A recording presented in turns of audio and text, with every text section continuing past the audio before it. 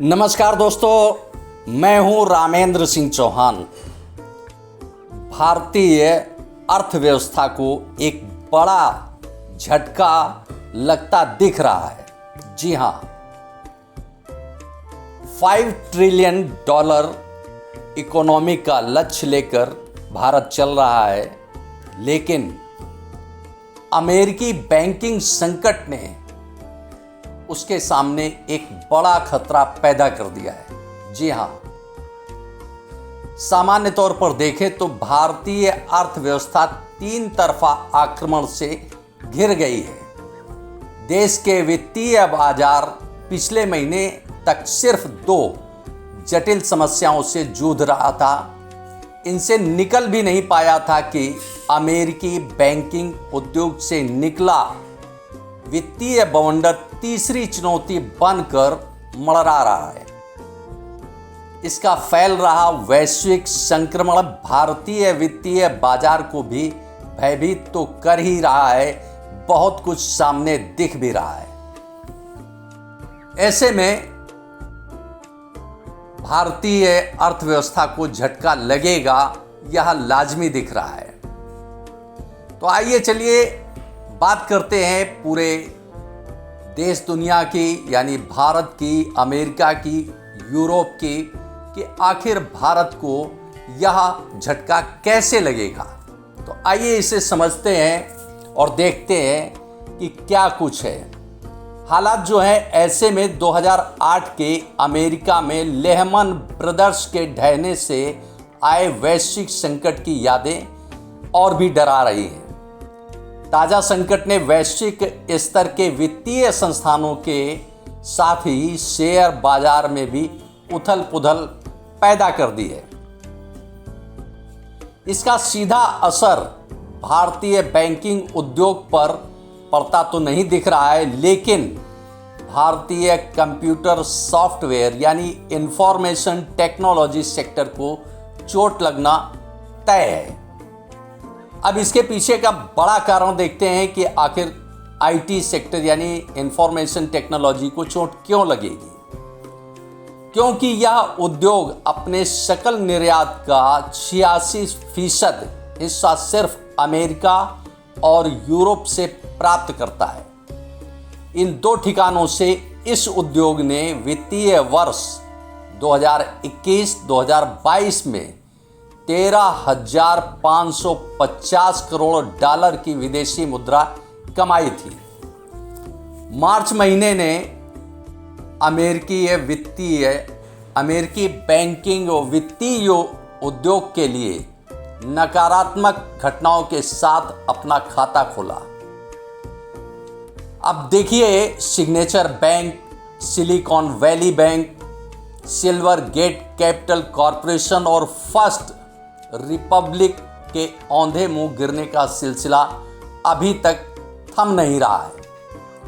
America का केंद्रीय bank federal reserve की अगुवाई में FIDC सहित अन्य सरकारी संस्थान वहां के निजी क्षेत्र के वित्तीय संस्थान और बैंकें संकटग्रस्त बैंकों को उबारने की कोशिश में जुटे हैं। वित्तीय बाजार के जानकार और वरिष्ठ पत्रकार प्रणतेश वाजपेयी का मानना है, उनका कहना है कि कमोबेश यह तीनों संकटग्रस्तों को बचाने के प्रयास किए जा रहे हैं।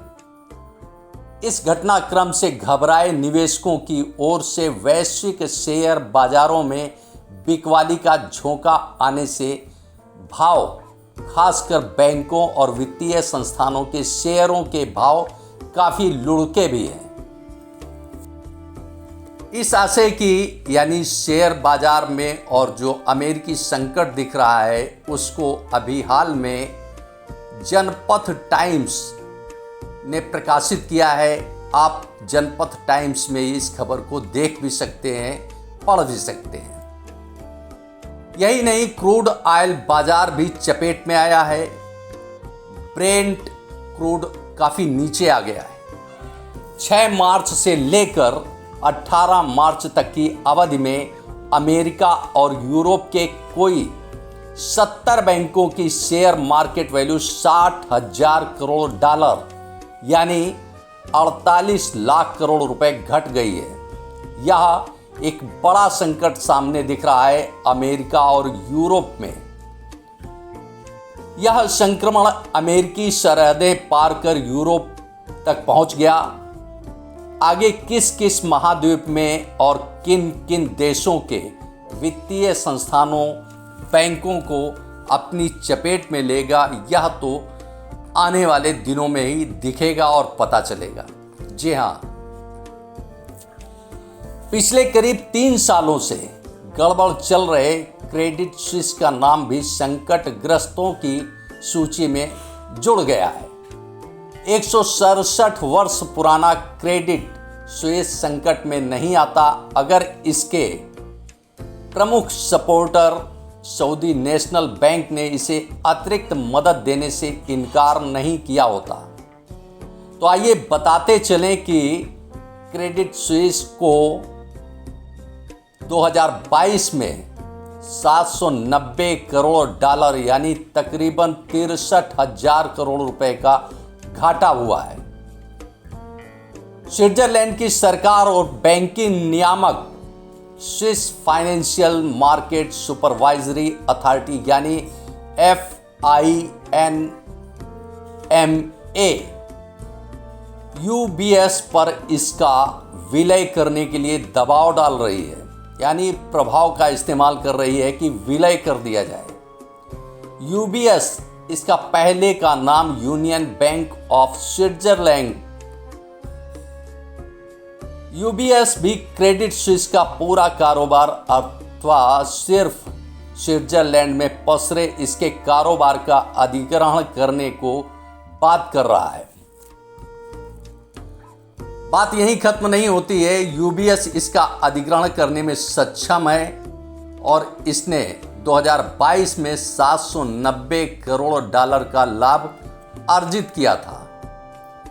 बीते दिन FINMA ने क्रेडिट स्विस को 5400 करोड़ डॉलर यानी 5,400 करोड़ डॉलर लगभग 4,32,000 करोड़ रुपए की आपात सहायता उपलब्ध कराने का निर्णय किया है। उधर बीते 10 दिनों में अमेरिकी बैंकों ने इस वित्तीय आपदा से उबरने की खातिर नियामक फेडरल रिजर्व से 65,300 करोड़ डॉलर का आपात पैकेज मुहैया कराने का अनुरोध किया है। वहां का बैंक कंसोर्टियम सैन फ्रांसिस्को स्थित फर्स्ट रिपब्लिकन को 2,000 करोड़ डॉलर का पैकेज मुहैया कराने की कोशिश में है। इस स्तर के वित्तीय संक्रमण से भारतीय बैंकों के अछूते रहने की पूरी संभावना है। उसका कारण सख्त नियमों का कवच जिसे भारत के केंद्रीय बैंक यानी भारतीय रिजर्व बैंक ने इन्हें उड़ा रखा है। RBI के नियमानुसार बैंकों को अपनी कुल जमा राशियों का 18% स्टैट्यूटरी लिक्विड रेशियो के रूप में और 4.5% कैश रिजर्व रेशियो के तौर पर जमा रखना अनिवार्य है।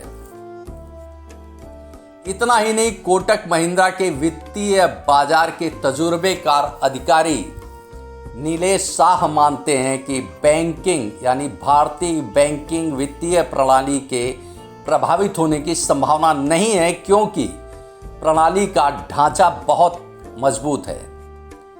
उनका कहना है कि अमेरिका और यूरोपीय देशों में कारोबार करने वाले भारतीय कंप्यूटर सॉफ्टवेयर IT उद्यमों को इस संक्रमण से बहुत सतर्क रहते हुए भी शीघ्र नई रणनीति बनाने की जरूरत है।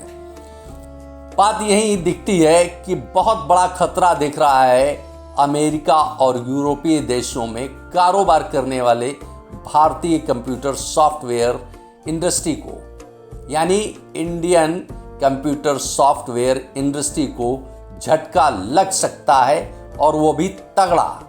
क्योंकि भारत का यानी इंडियन कंप्यूटर सॉफ्टवेयर इंडस्ट्री का जो कारोबारी रिश्ता है वह अमेरिका और यूरोप से कहीं अधिक है। यह वित्तीय सच है कि भारतीय कंप्यूटर सॉफ्टवेयर इंफॉर्मेशन टेक्नोलॉजी उद्योग से एवं इससे जुड़ी सेवाएं विदेशी बाजारों और खासकर अमेरिका और यूरोप में कारोबार करके बड़े पैमाने पर विदेशी मुद्रा अर्जित करता है भारत।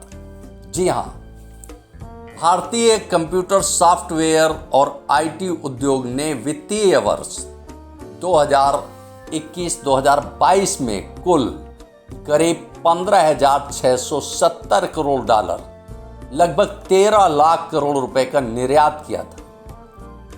इसमें से सिर्फ अमेरिका और यूरोप की हिस्सेदारी क्रमशः 8,690 करोड़ डॉलर यानी 5.35 लाख करोड़ रुपए और 4,860 करोड़ डॉलर यानी 3.56 लाख करोड़ रुपए रही थी।